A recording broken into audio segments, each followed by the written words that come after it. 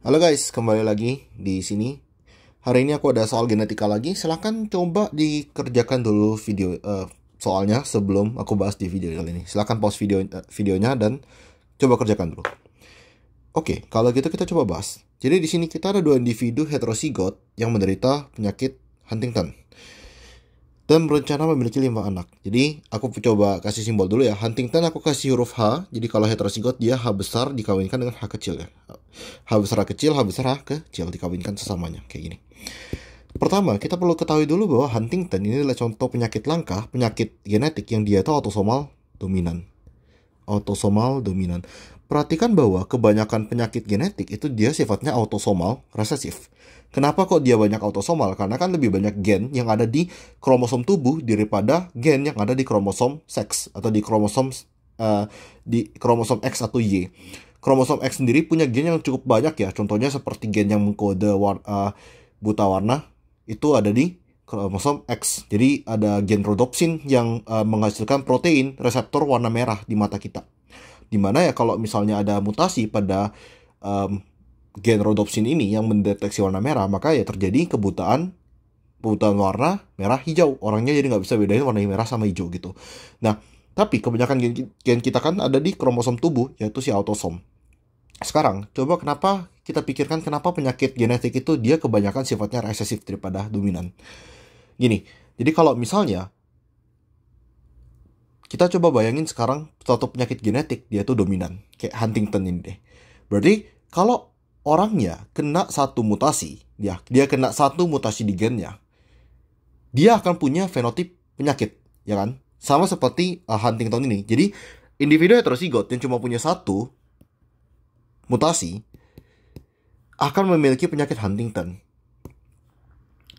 Faktanya seperti ini. Individu yang menderita penyakit genetik, kemungkinan mereka juga mengalami penurunan dari fitness pada beberapa kasus ya. Terutama misal, let's say kayak sickle cell anemia gitu kan. Sickle cell anemia itu menurunkan fitness dari orang karena dia membuat orangnya nggak sehat. Maka dari itu orang yang punya penyakit punya kemungkinan yang lebih rendah untuk kemudian bereproduksi dan menghasilkan keturunan. Sehingga artinya gen ini lebih jarang diturunkan. Dari sini, maka kalau misalnya suatu penyakit itu autosomal dominan, berarti kalau dia ada satu mutasi, orangnya tuh bakal sakit. Dan orang sakit ini kan jadi lebih sukar untuk menurunkan gennya. Maka dari itu, kebanyakan penyakit itu dia sifatnya autosomal resesif. Karena kalau dominan, dia cuma punya satu mutasi, dia udah kelihatan. Maka kalau dia nggak bereproduksi, maka gennya tidak diturunkan. Kalau dia autosomal resesif, individu heterozigot itu tidak kelihatan. Dan individu heterozigot masih bisa mempertahankan gen ini di populasi. Itu alasan kenapa kebanyakan penyakit genetik adalah autosomal resesif. Sekarang, apa yang membuat Huntington ini unik? Kenapa Huntington itu bisa jadi suatu penyakit autosomal yang dominan?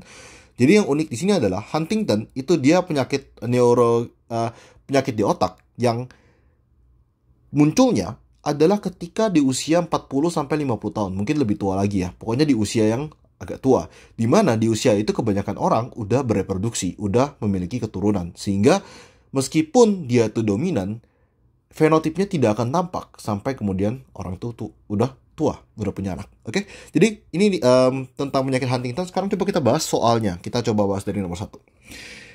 Berapa kemungkinan probabilitas anak pertama dan anak kedua menderita Huntington? Jadi kita ada 5 anak nih. Ada anak 1, 2, 3, 4, 5. Kita sekarang mau tahu aja apa ya? Dia cuma mau tahu anak pertama dan kedua itu harus menderita Huntington. Tapi kayak kalau 3, 4, sama 5, kita nggak, we don't care lah ya. Kita nggak usah peduliin. Jadi 1 sama 2. Oke, harus anak 1, terus habis itu anak 2. Oke, jadi pertama, berapa sih kemungkinan dia menghasilkan anakan yang punya Huntington? Coba kita terusin. Jadi ini sama ini, kita dapat anakan normal ya. Ini anakan Huntington. Kemudian ini juga Huntington, ini juga Huntington, dan kemudian ini adalah wild type, yaitu sehat. Ini jadi sehat. Sedangkan ini semua adalah Huntington. Maka di sini kemungkinan anak mereka menderita Huntington adalah 3/4. Sehingga kalau misalnya ditanya berapa sih kemungkinan anak pertama itu menderita Huntington, ya udah berarti dia 3/4 dong ya. Kalau anak kedua berarti dia juga 3/4. Maka tinggal 3/4 kita kalikan 3/4. Berarti ini adalah 9 per 16. Maka soal nomor 1 jawabannya adalah 9 per 16. Oke, kemudian kita lanjutin lagi ke soal nomor 2 nih. Sekarang lebih agak sulit. Jadi soal nomor 2 ini bilang, berapa sih kemungkinan 3 dari 5 anak mereka itu menderita Huntington? Jadi let's say kita ada 5 anaknya seperti ini. Anak pertama, kedua, ketiga, keempat, dan kelima gitu kan. Sekarang dia mau 3 dari 5 itu menderita Huntington. Bisa aja kayak gini kan, bisa aja kayak, oh ini Huntington, ini Huntington, ini Huntington, ini sehat, ini sehat. Bisa. Atau bisa juga kayak gini. Ini Huntington, Huntington, sehat, sehat, Huntington. Bisa juga kayak gini kan. Huntington, sehat, sehat, Huntington, Huntington. Kita punya banyak kombinasi dari sini. Ya kan? Kita nggak bisa bilang pasti. Kita banyak banget kombinasi 3 dari 5 itu gimana sih cara mengekspresikannya. Nah, dari sini kita bisa ekspresikan dia pakai kombinatorika. Jadi, pakai kombinatorika, kita tahu bahwa dari kombinatorika ini kita bakal tahu berapa banyak sih cara kita bisa mengatur seperti ini, 3 dari 5 gitu. Jadi kita ada rumus NCR, yaitu kombinatorika, di mana di sini rumusnya adalah 1N faktorial per N min R faktorial kali R faktorial. Oke, jadi N di sini adalah banyaknya kejadian. Banyak kejadian. Sedangkan R-nya adalah kejadian yang diharapkan. Oke, diharapkan. Contoh di sini, berarti kan dia mau 3 dari 5 ya. Total kejadiannya berapa banyak? Total kejadiannya adalah 5.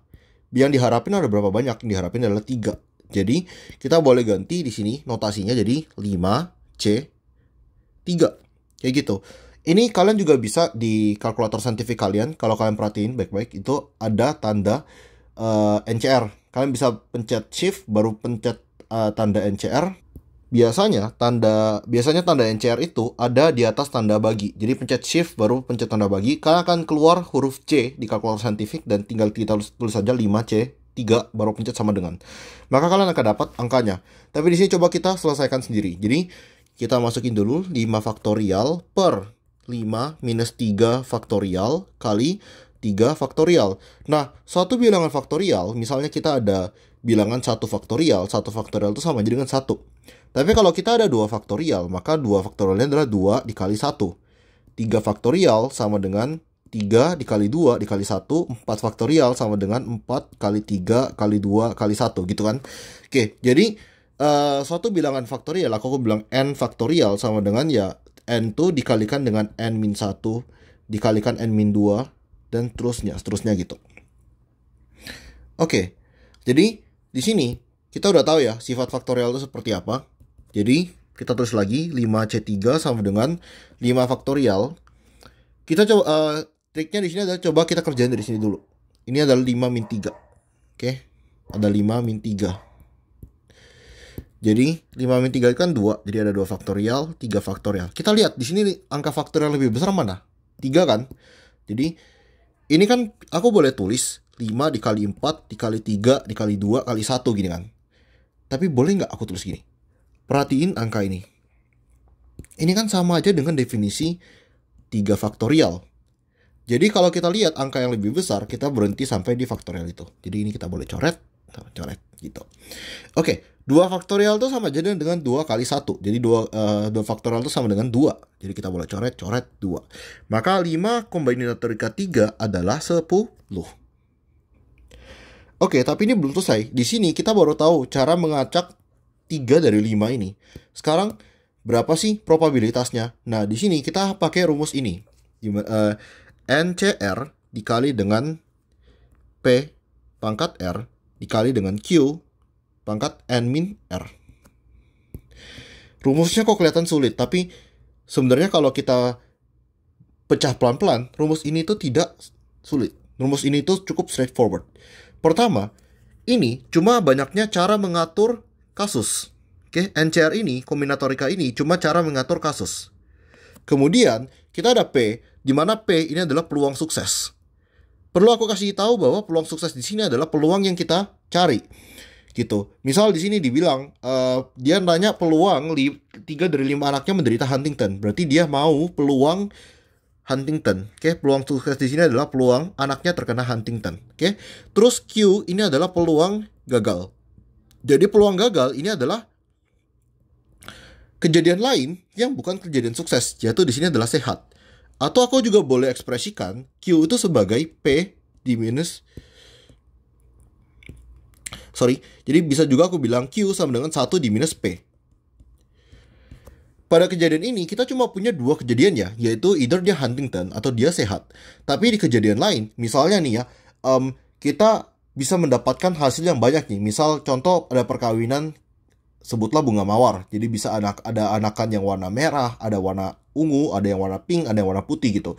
Terus ditanya berapa sih kemungkinan dapat yang warna putih gitu ya. Misal 3 dari 5 ini dapat warna putih. Maka di sini kita nggak mau bikin peluang gagalnya tuh banyak banget. Kita nggak mau bikin sampai ini ada peluang ungu, ini ada peluang merah dan lain-lain. Kita mau peluang total gagal, peluang yang bukan sukses. Jadi langsung aja 1 di minus P.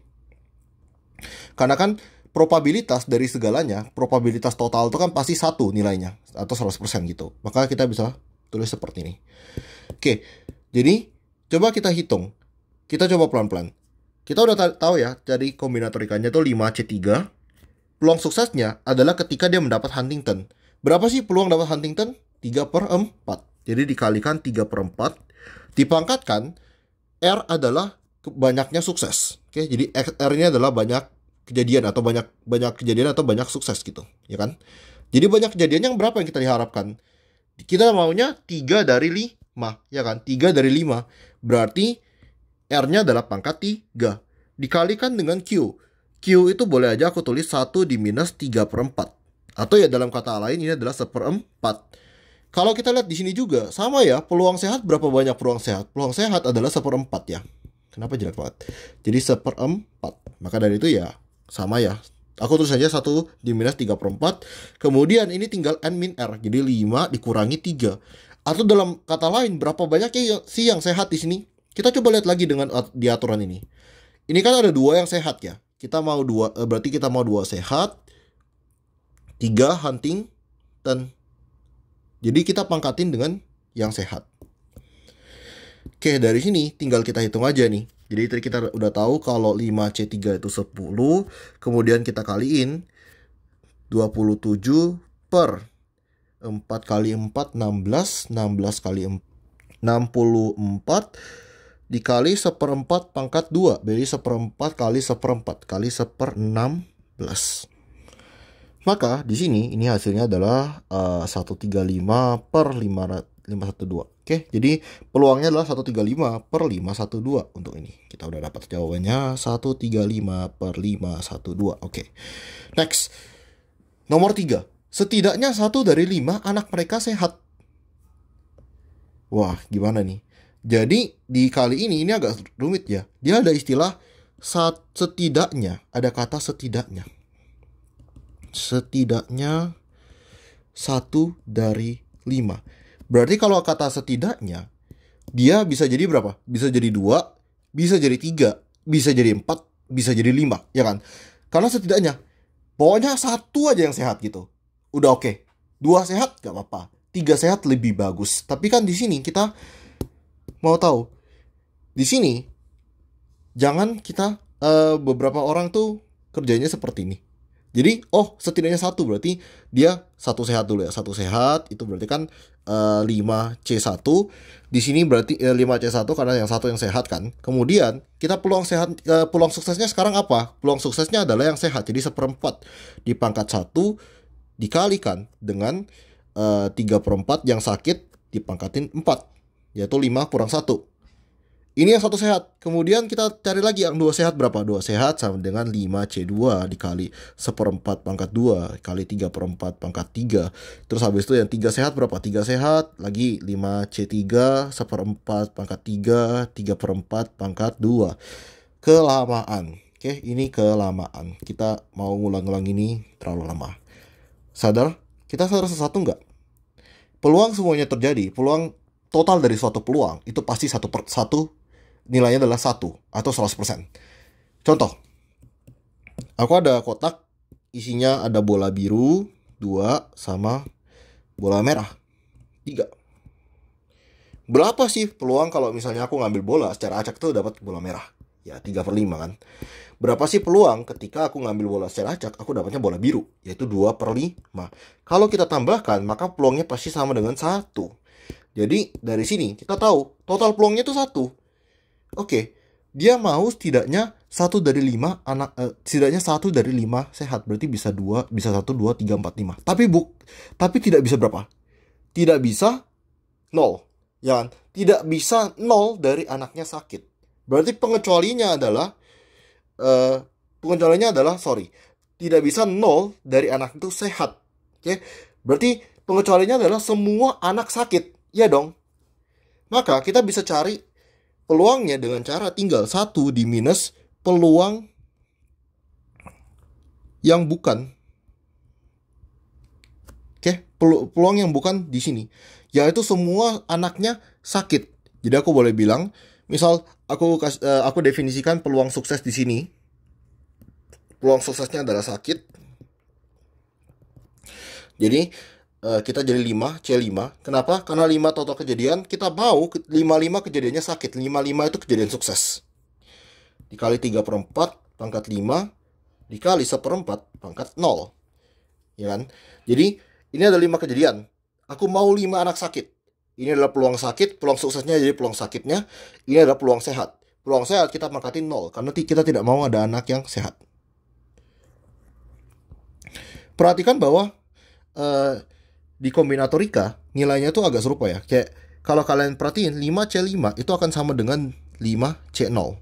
Jadi kalian boleh aja misal start ya, kalian pakai peluang suksesnya beda ya. Kalian peluang suksesnya adalah sehat sekarang. Gak apa-apa. Kita bisa juga 5C0 sama dengan 1/4 pangkat 0 3/4 pangkat 5. Ini bakal dua ekspresi ini sifatnya ekuivalen, sama aja nanti hasilnya. Jadi peluang sukses sama peluang gagal tuh kalian boleh definisikan sendiri karena nilai dari kombinatorika itu dia ada cerminan gitu. Di sini kita boleh hitung 1 di minus 5C5. 5C5 itu kan berarti 5 faktorial per 5 minus 5 faktorial. 5 faktorial. Ya kan? Coba kita lihat lagi rumusnya. Oke, kita lihat rumusnya tadi ini. Berarti kan 5 faktorial per 5 minus 5 kali 5. Maka kalau kita balikin ke sini, ini ada 5 faktorial sama 5 faktorial kita coret ya. Boleh. Terus ini 5 min 5 itu adalah 0. Jadi ini tinggal 0 faktorial. 0 faktorial itu sama dengan 1. Oke, jadi 1. Terus habis itu 3/4 pangkat 5. Ini berarti 243 per 1024. 1/4 pangkat 0 adalah 1. Berarti ini tinggal, kalau kita ke bawah, 1 minus 243 per 1024. Berarti hasilnya adalah 781 per 1024. Oke, jadi jawabannya adalah 781 per 1024. 7811024 kayak gitu. Oke, jadi di sini aku pengen ngasih tahu sesuatu. Jadi kalau pola dari ini kombinatorika itu dia mirip dengan pola pada segitiga Pascal. Segitiga Pascal coba kita gambar ya di sini. Ini ada 1 1 1 1 2 1 1 3 3 1 1 4 6 4 1 gitu. Oke. Jadi misal kita start dari ini. Gitu. Atau nggak mungkin dari bawah aja lebih enak ya. Misal nih, yang deret sini. Ini deretnya, kita bilang ini sebagai deret 0, deret 1, 2, ini 3, ini 4. Oke. Ini nunjukin nilai dari n. Ini nilai dari n. Sedangkan ini kita juga bisa dari sini itu ini nilai 0, 1, 2, 3, 4 juga. Jadi ini adalah nilai dari R. Oke. Mungkin aku kasih highlight. Jadi ini adalah nilai dari N. Terus ini adalah nilai dari R gitu. Berantakan banget ya notesnya. Di sini kalau kita coba ya, misal kita coba aja ya. Misal kita nilai ini ya. Berarti ini kan dia di 2C. Ini adalah 0, 1, 1. Kita coba buktiin. 2C1 bener nggak 2? Di sini tuh berarti 2 faktorial per 2 minus 1 faktorial 2 faktorial. Coret. Sorry, maksudku tadi per 1 faktorial. Kayak gini.